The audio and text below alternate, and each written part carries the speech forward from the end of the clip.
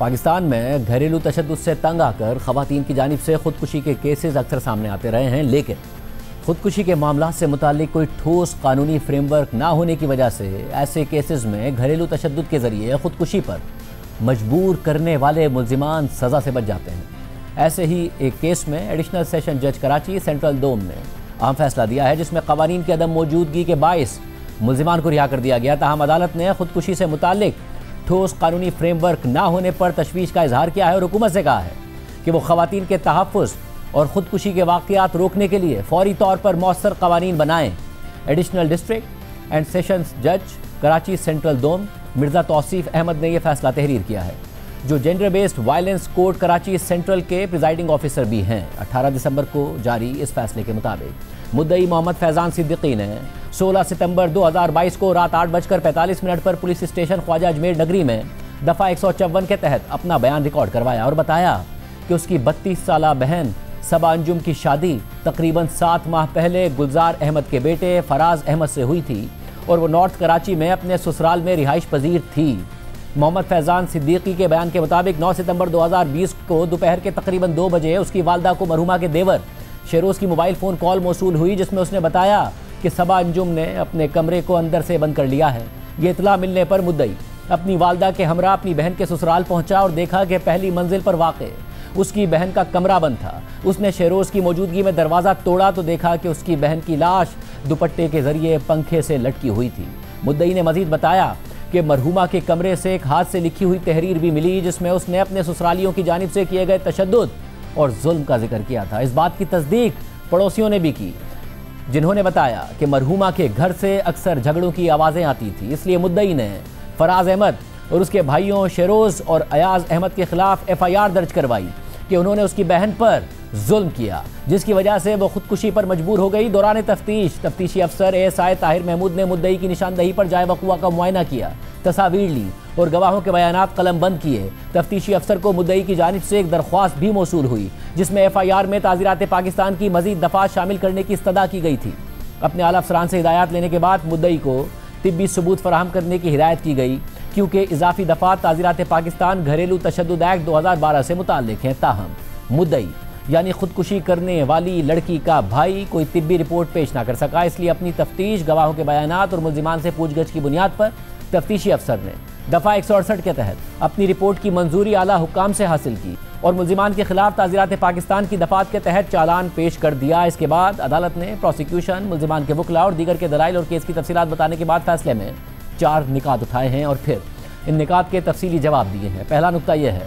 कि क्या मरहुमा सबा अंजुम की मौत खुदकुशी का नतीजा थी। दूसरा नुक्ता यह है कि क्या मरहुमा ने मुल्जिमान की जानिब से मुबैना जिस्मानी और जहनी तशद्दुद और घरेलू तशद्दुद की वजह से खुदकुशी की। तीसरा नुक्ता यह है कि मुल्जिमान ने अगर कोई जुर्म किया है तो वो कौन सा जुर्म है। चौथा और आखिरी नुक्ता यह है कि इस मामले में क्या फ़ैसला किया जाना चाहिए। इसके बाद फैसले में इन चारों निकात पर तफसीली जवाब देते हुए अदालत ने पहले नुक्ते यानी क्या मरहुमा सबा अंजुम की मौत खुदकुशी का नतीजा थी, इससे मुताल्लिक फैसले में मेडिकल रिपोर्ट, दोनों फरीक़ैन के दलाइल और पुलिस की तफ्तीश का हवाला देने के बाद लिखा है कि हक़ाइक़ की रोशनी में अगरचे पोस्टमार्टम रिपोर्ट मौजूद नहीं है, ताहम इन्हीं शाहिदीन, हालात और वाक़याती शवाहिद, मुद्दई और मुल्जिमान के रज़ाकाराना बयानात मौत की वजह को साबित करने के लिए काफ़ी हैं। लिहाजा मैं बिला झिझक ये करार देता हूँ कि मरहुमा की मौत पंखे से लटक कर खुदकुशी के बाइस हुई। दूसरे नुक्ते यानी क्या मरहुमा ने मुल्जिमान की जानिब से मुबैना जिस्मानी और जहनी तशद्दुद और घरेलू तशद्दुद की वजह से खुदकुशी की थी, इसका जवाब देते हुए अदालत ने मरहुमा के भाई के बयान, पुलिस की तफ्तीश और दीगर शवाहिद के साथ साथ मरहुमा के सुसाइड नोट की तफसीलात बताने के बाद लिखा है कि मरहुमा के सुसाइड नोट से वाज़ेह होता है कि मरहुमा निहायत गमगीन और ज़ालिमाना हालात में ज़िंदगी गुजार रही थी। मरहुमा ने साफ अल्फाज में लिखा कि उसे अपनी शादीशुदा ज़िंदगी में कभी खुशी का कोई लम्हा नसीब नहीं हुआ। उसे अक्सर बिला वजह डांटा जाता था, कभी सैर व तफरी के लिए बाहर नहीं ले जाया गया और सास और नंदों के कहने पर इस पर जिस्मानी और जहनी तशद्दुद किया जाता था। उसका शौहर उसकी बात सुनने के बजाय सिर्फ अपने घर वालों की सुनता था और उसे मारता, जलील करता और गालियाँ देता था। उसका शौहर उसके लिए कभी कुछ नहीं लाता था, हालांकि वो दूसरे घर वालों के लिए चीज़ें लाता रहता था। मरहुमा ने मज़ीद लिखा कि वो अपने शौहर की पहली बीवी के बेटे अहमद रज़ा से मोहब्बत करती थी, मगर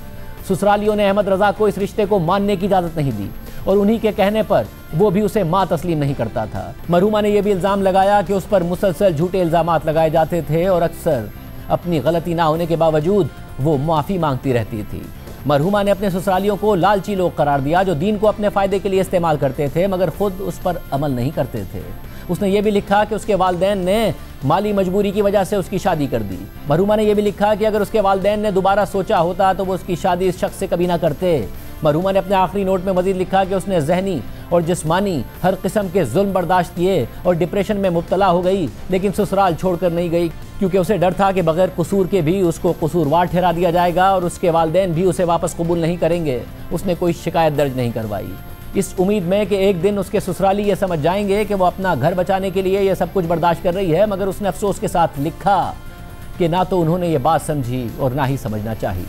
मरहुमा ने अपने सुसाइड नोट में मजीद लिखा कि आखिरकार ऐसे हालात में उसके लिए अपनी ज़िंदगी ख़त्म करना आसान था, हालांकि वो जानती थी कि ये गुनाह है, इस्लाम में मना है और इस पर सज़ा भी हो सकती है। ये बताने के बाद फैसले में मजीद लिखा है कि मरहुमा की शादीशुदा ज़िंदगी के 7 माह के ये दर्दनाक वाक़यात उसके ससुरालियों के मजालिम को जाहिर करते हैं जो बदकिस्मती से हमारे मुआशरे में बहुत सी औरतें बर्दाश्त करती हैं। कुछ औरतें इस उम्मीद पर सारी ज़िंदगी ऐसे मजालिम सहती रहती हैं कि हालात बेहतर हो जाएंगे, कुछ निकलने में कामयाब हो जाती हैं, जबकि कुछ को कोई पनाह या सहारा ना मिलने पर अपनी जान लेने पर मजबूर होना पड़ता है। मौजूदा केस इसी आखिरी किस्म में आता है। मरहुमा के वालिदैन ने उसकी दूसरी शादी करवाई जो पहले ही एक तलाक का सामना कर चुकी थी, मगर उसे दूसरी शादी में भी कोई खुशी नसीब नहीं हुई। इसके बरक्स उसे ससुरालियों की जानिब से मुसलसल जुल्म और सितम का सामना रहा और उसका शौहर भी अपनी माँ और बहनों के कहने पर ऐसे ही मजालिम करता रहा। पहले तलाक याफ्ता होने और शौहर के भी तलाक याफ्ता होने के बावजूद उसने ये सब जुल्म 7 महीने तक बर्दाश्त किए। जब उसे इस सूरत हाल से निकलने का कोई रास्ता नज़र नहीं आया और उसे यह खौफ लाहक हो गया कि अगर वो वालिदैन के घर वापस गई तो उसकी बात पर कोई यकीन नहीं करेगा और दोबारा तलाक याफ्ता होने का सख्त समाजी दाग उसे बर्दाश्त करना पड़ेगा। हमारे मुआशरे के इन्हीं तल्ख हक़ाइक़ ने मरहुमा को अपनी ज़िंदगी ख़त्म करने पर मजबूर कर दिया। मरहुमा की जानिब से लिखी गई खुदकुशी की तहरीर जबकि वो अपनी करीबी मौत से बाखबर थी। कानून शहादत ऑर्डर 1984 के आर्टिकल 45 के तहत डाइंग डिक्लेरेशन यानी आखिरी बयान के तौर पर काबिल कबूल है। यह तहरीर डाइंग डिक्लेरेशन की तमाम कानूनी शराइत पूरी करती है कि यह मौत के वक्त लिखी गई, मौत की वजूहात बयान करती है और रज़ाकाराना तौर पर और होशो हवास में लिखी गई है। कानून इस उसूल को मानता है कि जो शख्स जानता हो कि उसकी मौत करीब है वो झूठा बयान नहीं देता। इन तहरीरों की सच्चाई को चैलेंज नहीं किया गया और इनकी शहादती हैसियत बरकरार है। एडिशनल डिस्ट्रिक्ट एंड सेशंस जज कराची सेंट्रल मिर्ज़ा तौसीफ अहमद ने अपने फैसले में मज़ीद लिखा कि मौजूदा हालात में खुदकुशी की यह साबितशुदा तहरीर मरहुमा की मौत की वजूहात को वाज़ेह तौर पर बयान करती है। ये वजूहात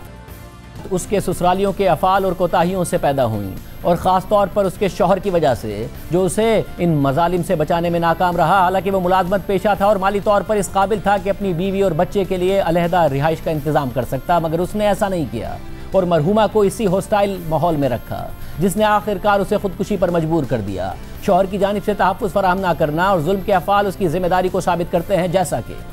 मरहुमा के आखिरी बयान में बयान हुआ। ताहम खुदकुशी की तहरीर में दीगर मुल्ज़िमान यानी शौहर के भाइयों के किरदार का जिक्र नहीं है। उनसे किसी ख़ास किरदार की तवक्को भी नहीं की जा सकती क्योंकि वो अलग मंजिलों पर रहते हैं, मुलाजमत करते हैं, ज़्यादातर घर से बाहर रहते हैं और उनके अपने ख़ानदान हैं। इन हालात में शवाहिद ये साबित नहीं करते कि वो इन मजालिम में बराह रास्त शामिल थे जिनकी वजह से मरहुमा की मौत वाक़ई हुई। इसलिए मरहुमा की खुदकुशी का ज़िम्मेदार उसके शौहर मुल्ज़िम फराज अहमद मुग़ल को ठहराया जाता है। उसके अफ़ाल और कोताहियाँ और अपने ख़ानदान के मुसलसल मजालिम से अपनी बीवी को तहफ़्फ़ुज़ फराहम ना करना बराह रास्त खातून की मौत का सबब बने। इसके बाद तीसरे नुक्ते यानी मुल्ज़िमान ने अगर कोई जुर्म किया है तो वो कौन सा जुर्म है, इसका जवाब देते हुए फैसले में लिखा है कि अगरचे FIR ताज़ीरात पाकिस्तान की दफ़ात 322/34 के तहत दर्ज की गई और इसी के मुताबिक मुल्ज़िमान पर फ़र्द जुर्म आयद की गई, ताहम ये दफ़ात खुदकुशी के मामलात पर लागू नहीं होती। जैसा कि ताज़ीरात पाकिस्तान की दफ़ा 321 में कत्ल बिल सबब की तारीफ दी गई है कि यह जुर्म उस वक्त बनता है कि जब कोई शख्स किसी को कत्ल करने या नुकसान पहुँचाने के इरादे के बगैर किसी गैर कानूनी फ़ेल का इर्तिकाब करे। लेकिन खुदकुशी के मामले में ये नहीं कहा जा सकता कि घरेलू तशद्दुद करने वाले का इरादा ये नहीं था कि मौत वाक़ई हो जाए। इसी तरह खुदकुशी में लाजमी तौर पर मरहुमा का अपना जानबूझकर किया गया फ़ेल शामिल होता है जिसके ज़रिए वो अपनी मौत वाक़ई करती है। इसके बरक्स कत्ल बिल सबब में मरहूम या मरहुमा खुद अपनी जान लेने का कोई इरादी फ़ेल अंजाम नहीं देता। इसलिए खुदकुशी की मौत को कत्ल बिल सबब के दायरे में नहीं लाया जा सकता। इसलिए इस नतीजे पर पहुँचा हूँ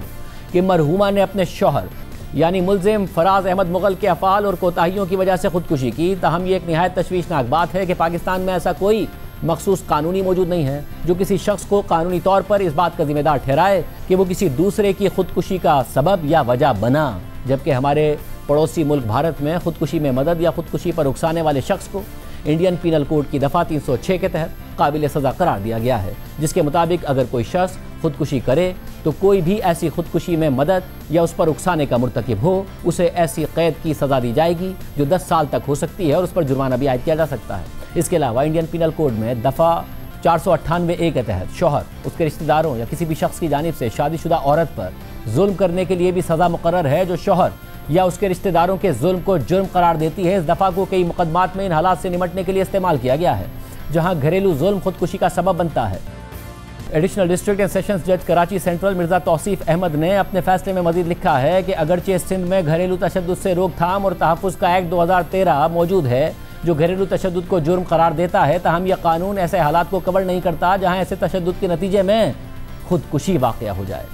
ये एक्ट सिर्फ 6 माह कैद की मामूली सज़ा देता है जो जुर्म की संगीनी के मुताबिक नाकाफ़ी है। लिहाजा वक्त आ गया है कि कानून साज भारत की तरह इस किस्म का कानून बनाने पर गौर करें ताकि ख़वातीन को तहफ़्फ़ुज़ फराहम किया जा सके जो हमारे मुआशरे में इंतहाई कमज़ोर पोजीशन में हैं। हम अक्सर ये खबरें सुनते और पढ़ते हैं कि बीवियाँ घरेलू तशद्दुद की वजह से खुदकुशी कर लेती हैं और ऐसे अलमनाक हालात सिर्फ सख्त कवानीन नाफिज करने से रोके जा सकते हैं जो मौसर सज़ाएँ फराहम करें। ये पाकिस्तान के आइन के आर्टिकल 9 के तहत बुनियादी हक़ हयात और आज़ादी और आर्टिकल 25 के तहत शहरियों की मसावात और जिन्स की बुनियाद पर इम्तियाज से इनकार के उसूल की रूह के मुताबिक होगा। ये आइनी दफ़ात रियासत पर यह फ़र्ज़ आयद करती हैं कि वो ख़वातीन को तशद्दुद और इस्तेहसाल से महफूज रखे और उनकी इज़्ज़त और मुसावात को अवामी और निजी दोनों शोबों में बरकरार रखे। इसके अलावा पाकिस्तान ने 12 मार्च 1996 को ख़वातीन के खिलाफ तमाम इक़साम के इम्तियाज़ के खात्मे के कन्वेंशन की मंजूरी दी थी, जिसके तहत